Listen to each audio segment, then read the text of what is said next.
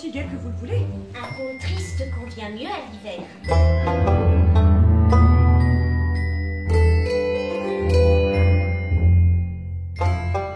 S'il t'arrive de visiter la Bohême, tu verras.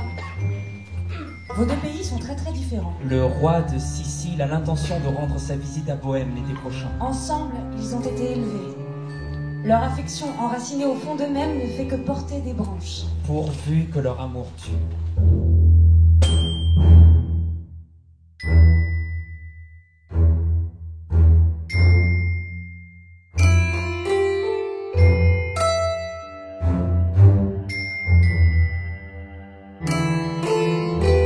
On était deux agneaux. On peinait l'un vers l'autre, innocence contre innocence. Si nos corps ne s'étaient pas remplis plus tard d'un sang plus fort, nous aurions pu fièrement répondre au ciel « Non coupable !» sauf le péché originel. J'évaluerai votre amour à l'accueil que vous ferez à mon frère. Tout pour lui doit être gratuit en Sicile, même ce qui est très cher. C'est la personne la plus proche de mon cœur. Allez-y, allez-y! Elle l'allume, exactement comme une femme ferait avec son mari. Qu'elle s'amuse plutôt avec celui qui l'a faite grosse, puisque c'est Polyxène qui vous a engrossé. Je suppose qu'il suffit que je vous dise non et vous me croirez.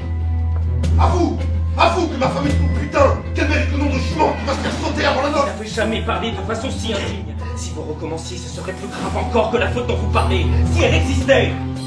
Je veux bien supprimer Bohême. Je le ferai. Enfermez-la en prison. Et je demande la mort. Dispensez-vous de vos menaces, monsieur!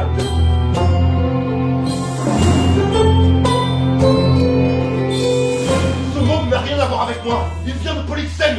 Emportez ça et celle qui l'a fait avec. Et jetez-moi ça au feu. Elle est à vous, et tellement à vous que c'en est bien dommage!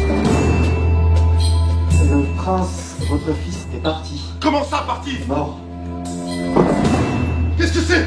Cette nouvelle a tué la reine. Baissez donc votre regard et voyez ce que fait la mort. Les cieux frappent mon injustice.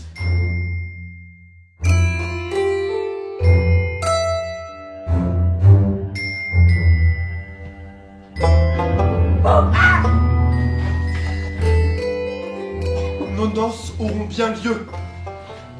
On l'a juré. Oh, chance, ne m'abandonne pas.